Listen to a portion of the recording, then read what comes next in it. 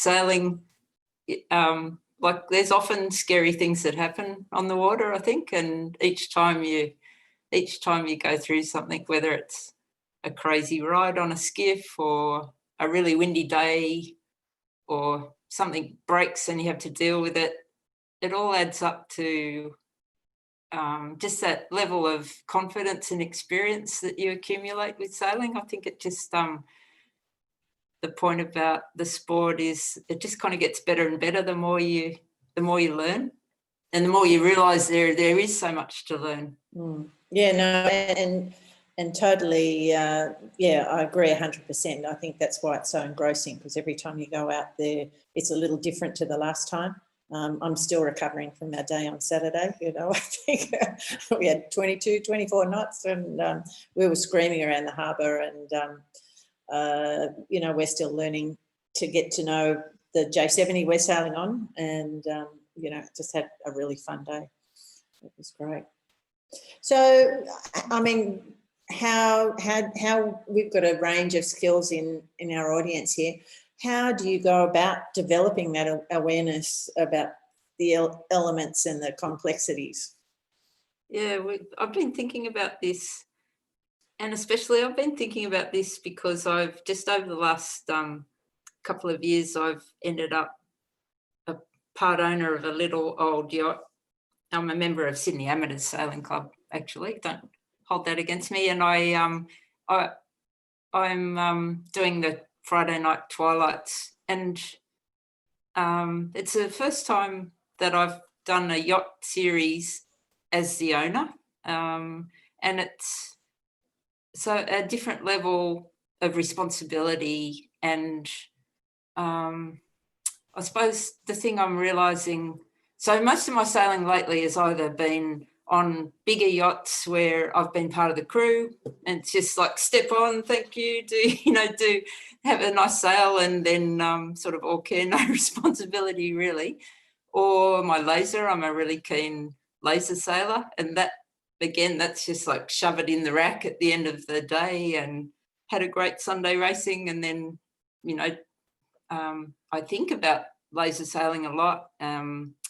But yeah, going out on a twilight like you guys do for a race and being at the helm, and it's my boat, it's my responsibility for the crew, and I've got it's only small, so it's a supersonic 27. So I've got a couple of crew that are brand new, and then I've got one other person who's experienced. And yeah, the first thing I think is just not being able to see anything, like the difficulty of vision around, yachts in the starting area. And the squadron boats were coming through on Friday night, and they were already racing, and we're just getting ready for our race. So having somebody, like, first of all, being aware of what's going on your own boat, and then being aware what's going on around you, and getting feedback from the crew. So I suppose I've been thinking about this in terms of, what I might be able to bring to this talk, and really how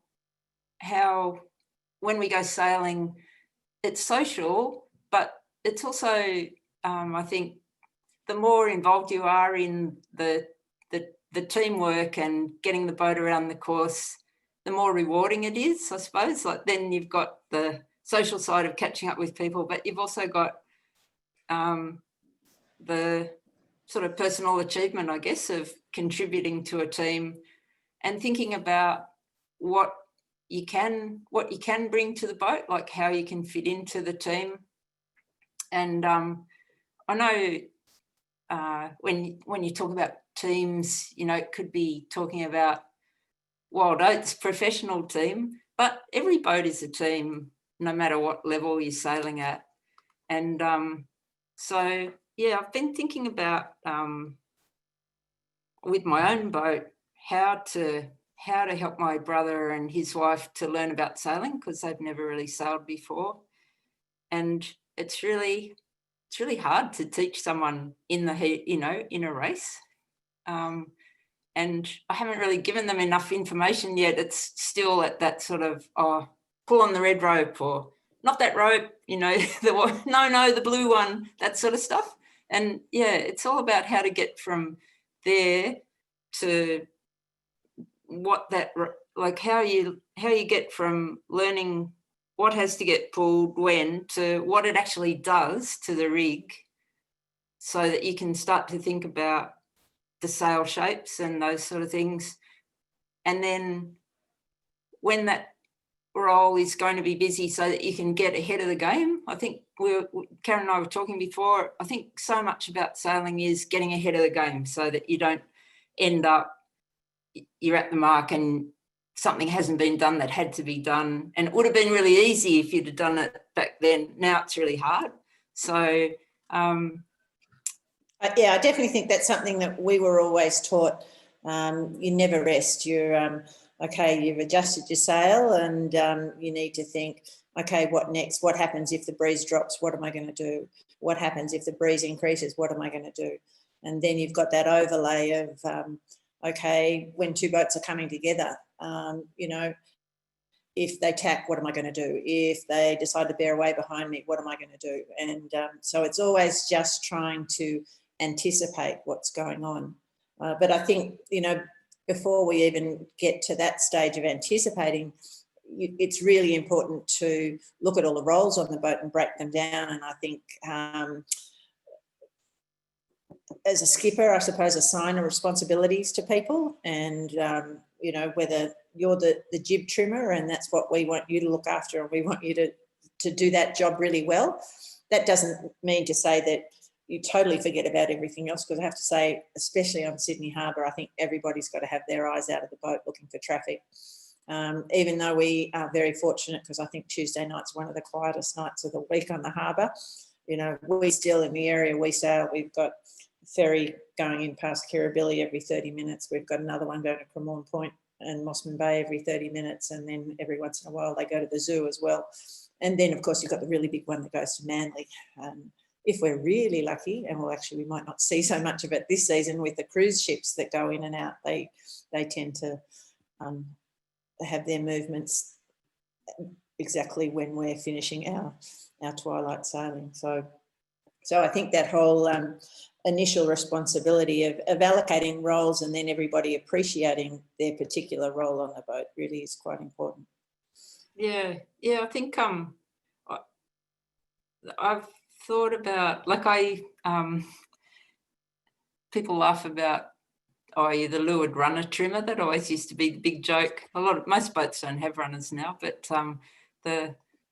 the person who was the runner trimmer sitting up the back there, and you know, they perform a vital function of holding the mast up in the air through jibes and things like that. You have to really know how to do it, but a lot of the time it's you know, a bit of a joke. But if that's your job, you've still got to do it properly. Like, you've still got to do it well, and you might wish that you had some other job. I think that's really easy to get focused on someone else. You don't think they're doing their job properly, or and forget about your own job. So I think it's really, and for women, I think it can be really hard to get a job in the first place. In mixed crews, we tend to, you sort of really have to, you have to appreciate that you're not necessarily as experienced as other people, so it mightn't be the most important job you get, but whatever it is, you need to do it really well, because every single job on the boat contributes to the boat going well, and each job has its sort of its rhythm. I think it's important to, I was thinking about, you know, if they're non-spinnaker races, aren't they? But our twilights are, yeah. Yeah. But even like Headsail, last Friday we ended up only two of us on board, and we just got in a complete mess with we thought we had a system, and then when we got put under pressure, some starboard tackers coming over, we just got in this complete and utter mess, and we didn't stick to the system. So I think whatever it is, it's good like stick to it and then analyse at the end of the race. I mean, don't just think, oh, I did a really terrible job or they did a really terrible job or whatever it is. Really talk about. It's really important, I think, before the social side completely takes over, just to talk through what happened and what do you think happened there, and then you can figure out a different system. Yeah. I mean, I think even if you have a good day, you should have that discussion about, well, okay, that worked well, but, you know, could we do it a better way? Is there something else we could have done that might have, been easier, quicker? You know, obviously with everything we do, we're trying to be safe, but, you know, there's definitely times where we can possibly be more efficient with how we're doing things. I think also with if you're getting the opportunities to steer where you haven't really had that opportunity before, I think you might have been in more crewing roles, and it's really, I think it's quite hard to detach from the technical things of ropes being pulled on at the right time or not, and steering. Just if you're steering, that is your job, and to the exclusion of the technicality stuff, like your job suddenly becomes focused on more outside of the boat.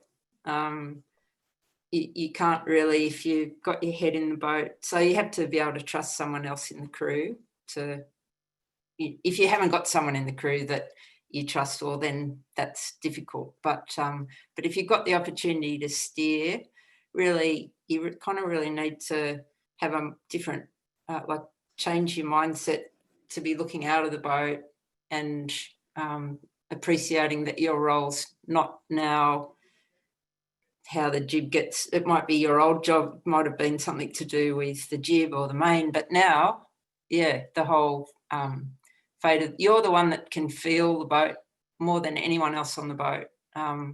You can feel, and that's really important you need to talk as well. When you're steering, you need to talk about what's happening. You know, for a laser sailor like me, it feels really weird talking all the time. But otherwise, the crew can be quite unaware. Like you can be saying, okay, the helm's loading up, or you know, I've got load coming on here, or something like that, just so that. So your main sheet hand knows that either they need to.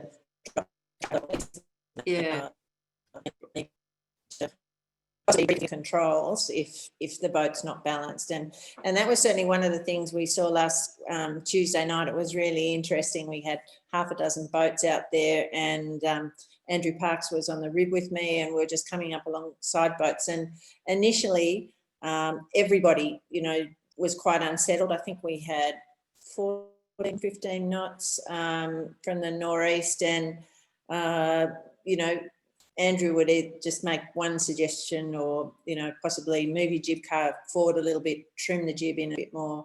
In some cases, it was an adjustment on the Traveller. But by the end of the afternoon, all of the boats were sailing much better than they were at the start of the day. You know, everyone was looking more settled. And one of our general rules of thumb on the Yingling and in the 470 actually was, if you're having to make too many adjustments, if you're having to dump the main all the time and then bring it back on again and dump it again, you know, something's wrong in your configuration. You need to flatten your sails, or just settle the boat down a little bit so it's a bit easier to sail.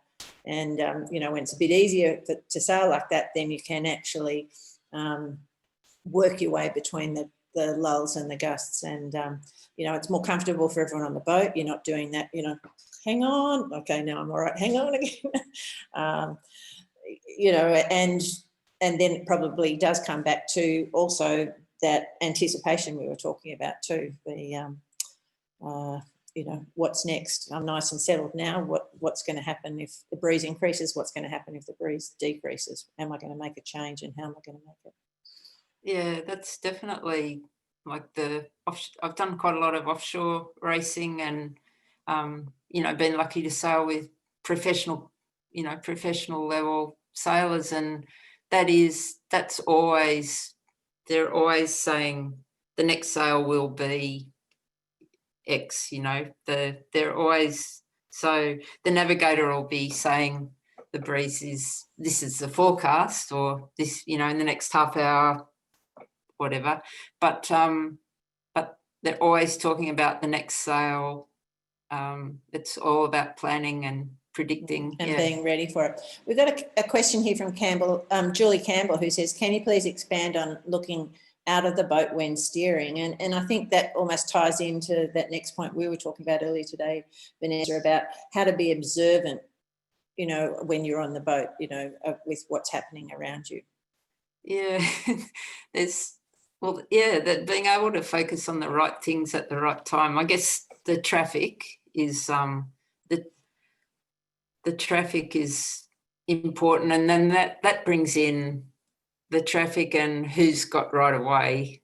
And I mean, look, I go on a twilight, on any race really. I think the main point is not to have any collision with anyone. It doesn't matter whose fault it is. It's a bad outcome for everybody. And so seeing the traffic and learning to be aware of what's likely to happen, how they're converging. You can sort of look at boats, how they are moving against the horizon, and if they're moving ahead on the horizon, like they're making ground on you, if they're crossing. So you can sort of become aware of how you're likely to converge. If neither of you, if they're not moving ahead at all against the horizon, you're probably going to have a problem up ahead. That you probably, and then if they're falling back against the horizon, well, there's chances are you're going to cross them.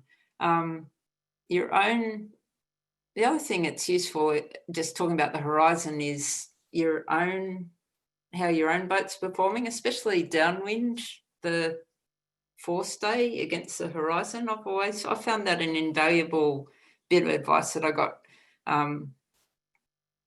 If you're steering, always to know, is your boat coming up or is it going down? And you just can see that, the forestay against the horizon. So especially downwind, if you've got a bit of breeze and you don't want to go into a broach or either way, that gives you an early tip off of which way you'd be steering against the movement of the boat. Mm-hmm. But yeah, the other things to look for, I guess, the traffic, the weather, like the wind on the water, that you always got to have eyes out of the boat so that you don't suddenly get a gust that no one really saw, and you know, then you're on your ear, and poor old main sheet hand's got to let the main ride out. It's interesting. Like, often you get people will go, "Oh, come on, guys, give me input. I need input." But then, what input? That's the thing. You don't want everyone shouting out, "Oh, a gust! Oh, there's a boat over there!" All that sort of thing. So I think try and have. You really need a spotter, especially in the starting area. That's down. The jib trimmer's the most, likely person. They can really tell you what's happening down there, what boats are down there. And then you need someone on the windward side, hopefully, that can tell you, oh, there's a big gust coming. And then probably if you've got a large boat and quite a few people, it might be useful to ask the others just to give their information to those people rather than to shout, a whole lot of people shouting back to you. The other thing that can be quite distracting, I think, is if you ask people for input and then they go, oh my God, that boat over there, they're killing us, or they're going much better than us. Look how fast they're going. Oh my God, like the poor old driver, because, you really want to be concentrating on your wool tufts and things like that. You don't want to be like, oh my God, what's happening? So, but input about how the other boats are going is useful. It just needs to sort of, hopefully a bit not super negative.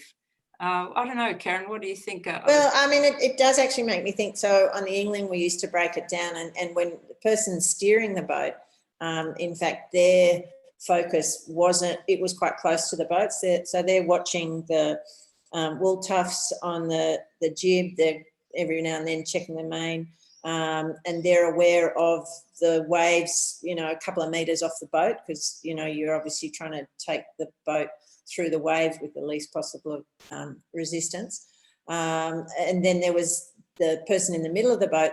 They were actually had the eyes out of the boat, so they were looking at the traffic. They were seeing, okay, yeah, here comes a Manly ferry. If we just sail a little bit lower here, you know, we'll get across it and it won't be an issue by the time it is much closer. And then at the front of the boat, our front person, actually, they were the person that was looking beyond, say, the top mark and looking at, you know, if we're down in Double Bay, they're looking up at Manly and seeing what's happening up there that we might get in, you know, 10 minutes time. You know, they had a much broader look, but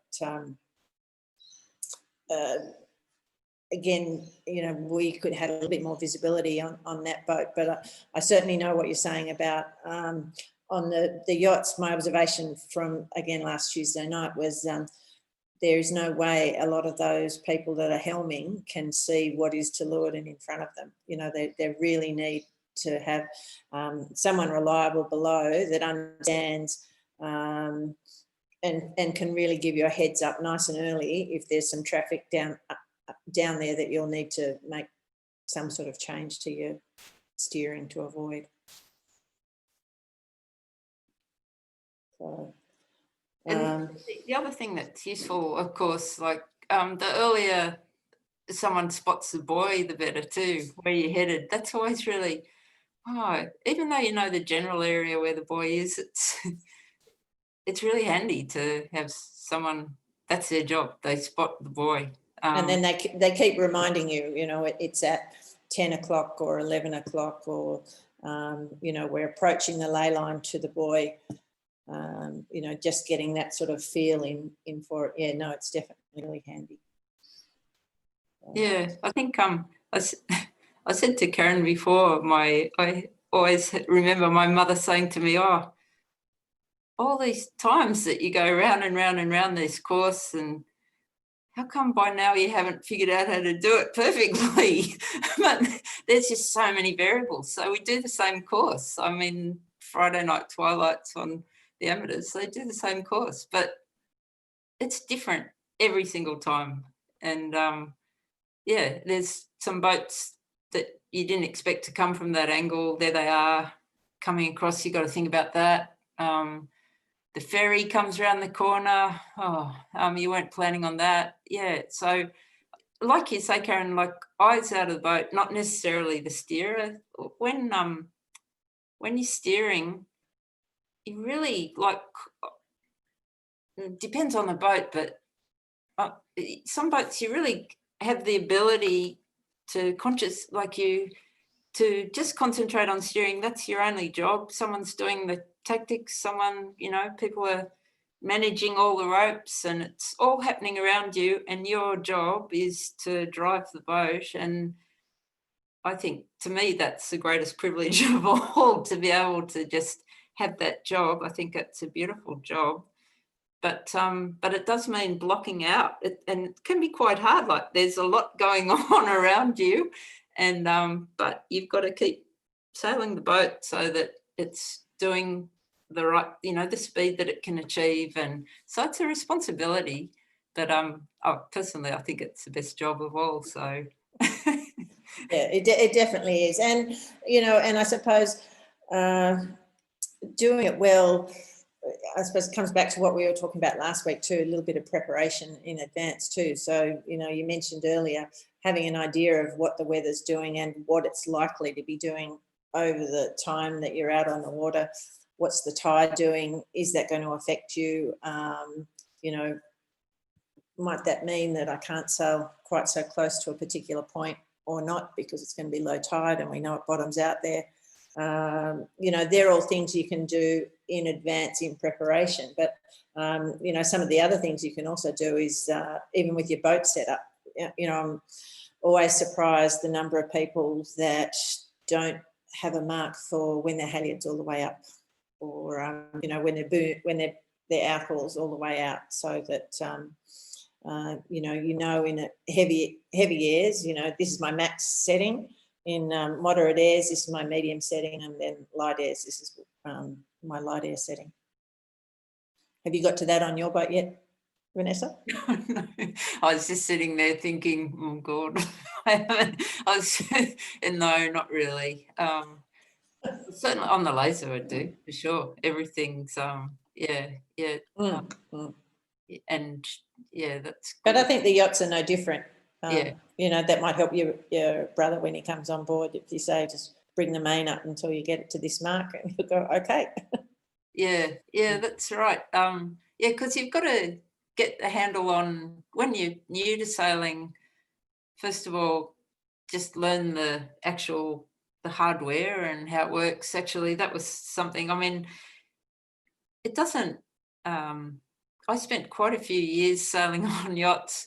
When I came up through dinghies, and then I went across to yachts, and small, bigger, smaller, bigger, whatever I could sail on. But no one ever really taught me, said, oh, this is how you use a winch. And I sort of muddled through, I suppose. But it wasn't until I sailed on a really big boat, and then we had a coach, and we got taught how to use a winch. And it really mattered on that boat, because if you didn't have enough, you know, turns on the winch at the time that you needed them, you wouldn't be able to keep the sail on. You'd lose, you know, potentially you'd hurt yourself. And others. And yeah, others, and the boat's performance, you know, you could end up damaging sails, so since then I know how to use a winch, but I don't know, some of these things that they're really central to sailing, but you just kind of got to figure it out for yourself somehow. And so there's a lot of people that sail on boats every week, men and women, who actually, they don't really know either. No one taught them. They figure it out somehow. But yeah, that's really good I think this is really great. And the more you can talk to people that are really experts, and get them just to give you can't learn everything. We have coaching in the lasers sometimes, and if I get one thing out of a coaching session, I'm really happy, because you can't sort of absorb it all at once. But I think things like that, don't be afraid to ask questions, and don't be afraid to ask people that are obviously very experienced. And what else? The other thing, I think, to get from just, you know, knowing that you pull it onto that mark, and then thinking about, like, really follow, where does that rope go, and what does it do? And now I'm pulling it on, like the outhaul and sail. So what does it look like when I pull it on? And then you start to get through to the point where it's not someone saying, okay, like, let it go off. It's you decide that it needs to. So you might say, oh, should we use the Cunningham, or should we use the outhaul? And they mightn't have thought about it. And then it becomes like your job. You're contributing more and more to the team. And then I think beyond that, then you start to think about the busy, like the rhythms of that job, and how you interact with other people when they need to do their job. There's all those busy times, and how maybe you might be able to help them with their job in a slack period when you're down, or you've thought ahead. And so, yeah, once you've got a handle on that job, it's then the next thing is, how does that fit in with all the other things that have to happen? It's like a giant puzzle, really, isn't it? Putting it all together. Oh, it definitely is. And, you know, timing is everything, and it doesn't take much to go from something that works really well to something that goes pear-shaped quite quickly. And, usually pear shape means more effort, slower, something, room for improvement. Yeah, I don't know if there's a really well-known guy, Larry Jamison, who I've sailed with a bit, and he told me this story about he was on well, he's very experienced, but anyway, he got the job of doing the topping lift and the downhaul. He was in the middle of the boat doing for the spinnaker pole on a race boat, and there was some, super gun forward hand, and he, someone shouted out, let it off or something. So he actually let the spinnaker pole drop on the head of this guy on the bow, and so everyone just kept doing their job. They finished they went around the buoy and everything, and then so then the guy came back and Larry started to go, I'm really sorry about that. The guy just decked him. And everyone just went on with the race. Larry just got punched in the mouth, and that's one way to give feedback. but yeah, that's the thing. I mean, if you're new on a boat, and you really have to think about, even the best people stuff things up. That's that was a big stuff up. But I think you've really got to think about, I'm going to do that. And often, as everyone knows, often there's a lot of shouting and heated moment, and it's not necessarily. It's definitely, well, I don't think there needs, it's not necessary, because I do think if you think in advance of who's doing what and everything's set out, there shouldn't be a need for shouting. Oh yeah. I'm a big fan of that. But I know sometimes, you can see Australia approaching, and I think I get accused of a slight raise in the urgency of, we need to make this happen now. Because sometimes you do need to get on with things. Yeah. I suppose the thing is, sometimes it gets, when you're really under pressure, it's like you've got to do something, but you really have to think about what is going to happen when I do that. So the more you can think it through beforehand, even especially if it's a new job, if you haven't done that one before, really try and get someone to talk you through what's going to happen. That goes back to preparation. So you've always got, it's complex, and it's what to think about at the right time. The other thing with laser sailing and with your Olympic sailing, Karen, and I think a big thing that I've learnt and try to do, don't always, but something, or so you'll go around a mark and you didn't really do it very well, or you could have done it better, or there was some stuff up, but you've still got the rest of the race to go, and just park that whatever happened. I mean, if you have to go do that, if you have to do that maneuver again, obviously you might have to talk about what went wrong so that it doesn't happen again. But just get on with the race, and don't keep focusing on the things that you can focus, so that, I mean, the other thing about sailing is it's not over till you've crossed the finish line. With racing, anything can happen. It's amazing. But also just analyse it afterwards. Don't get stuck in, oh my God, I stuffed that up, or that idiot stuffed it up, or I hate sailing, all that. No, it is a discipline. You need to just drop it, get on with it. This is get back in the moment, and because there are lots of opportunities still waiting for you to get in front of that other boat there. So, and I mean, it sounds like a bit out of a motivation book or something, but I always think it's nice to win, but I think I get rewarded. I've done regattas where I've been so happy with how I went. I know that I sailed well, and I might have come fourth or third or fifth or something, but I know that I sailed well. And another race you might actually win, but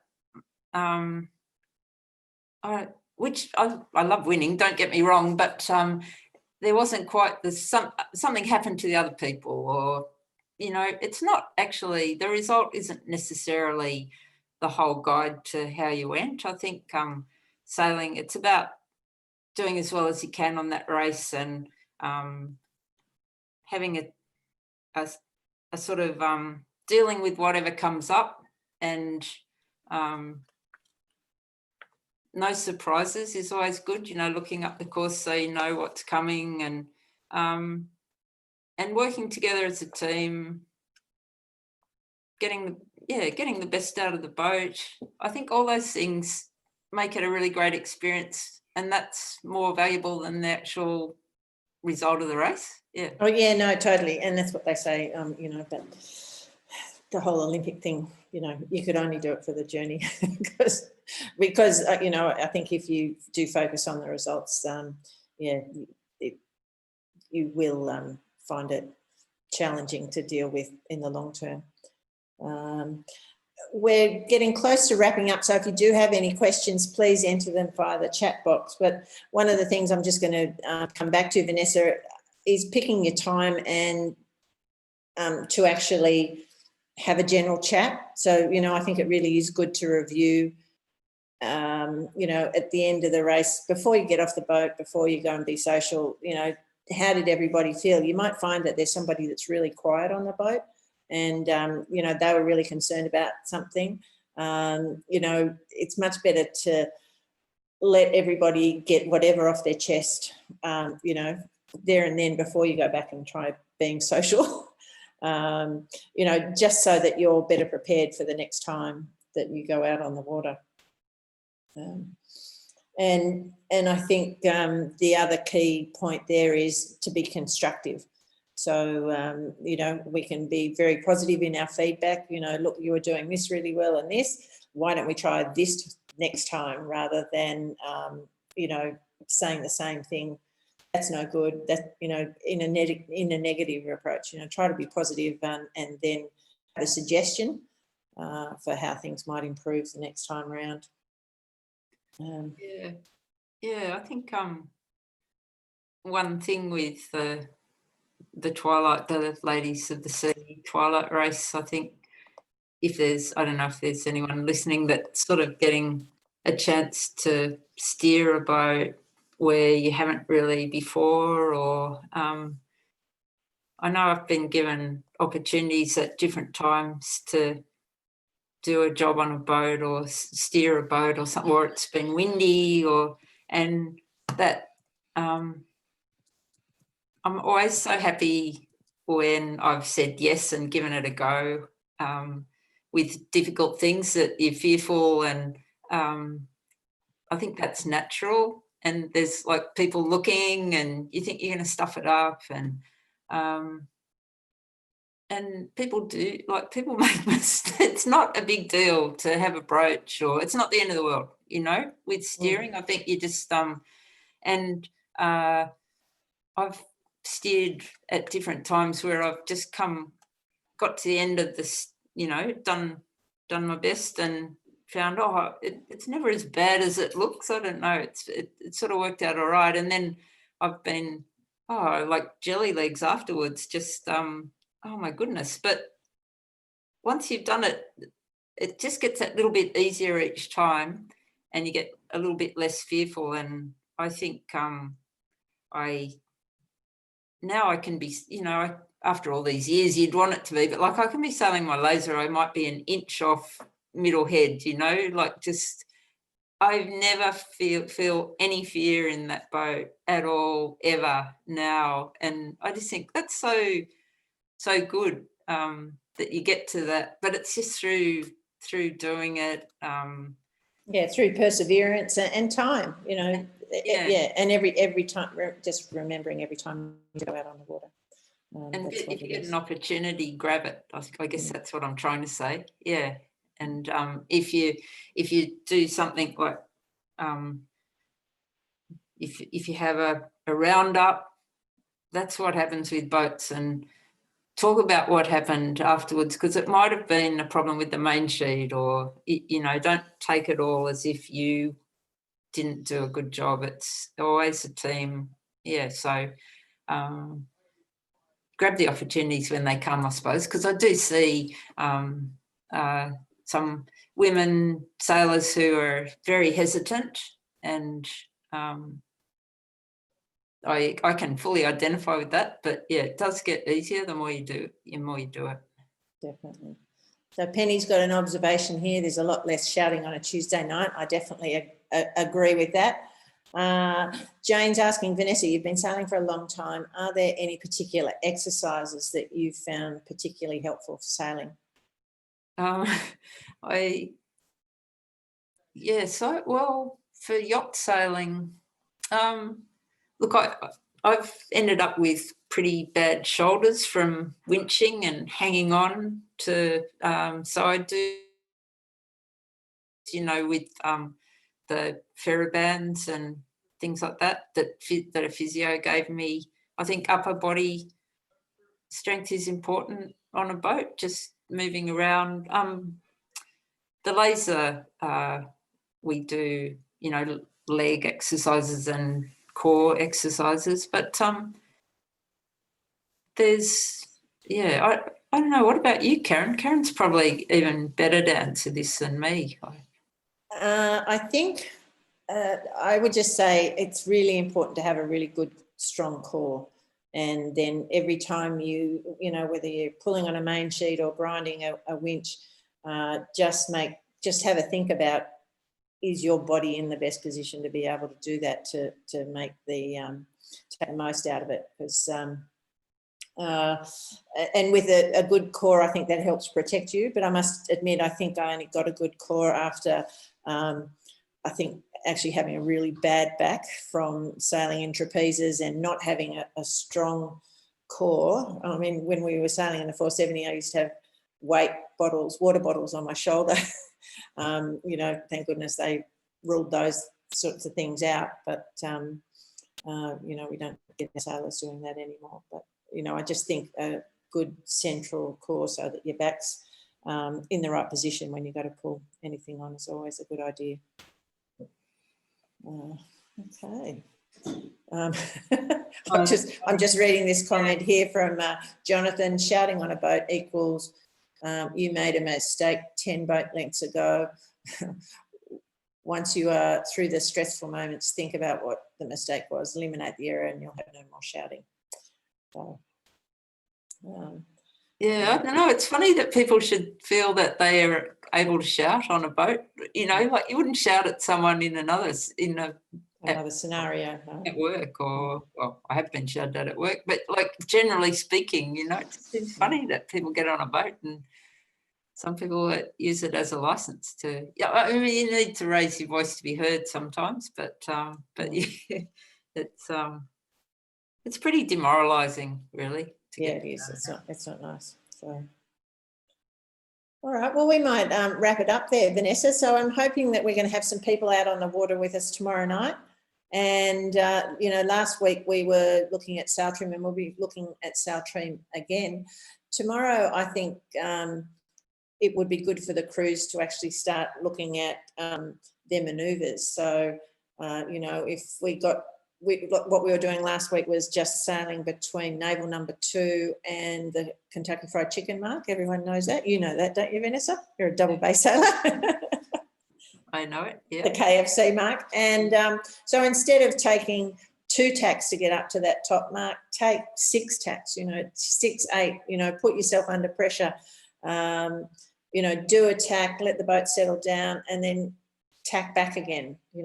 Don't go for great big long sails. Give your crew a bit of a workout so that you can actually finesse the technique of when the jib's actually eased, how it's being pulled in and pulled into 95% and then, trimmed on just as the boat's building speed again, or is the headsail just so big and heavy you've got to get it in as fast as you can and pin it, because that's just the quickest way to get your boat moving again. So work out what is better for your boat and give it a go.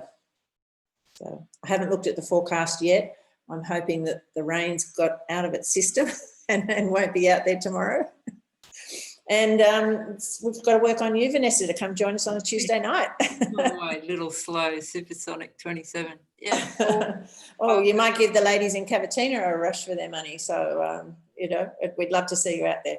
Yeah. Oh, have a great sail tomorrow night, everybody. I look forward to meeting you in person. Yeah. Okay. Thanks again, Vanessa. Thanks. And thanks everybody for joining us. Okay. Wait.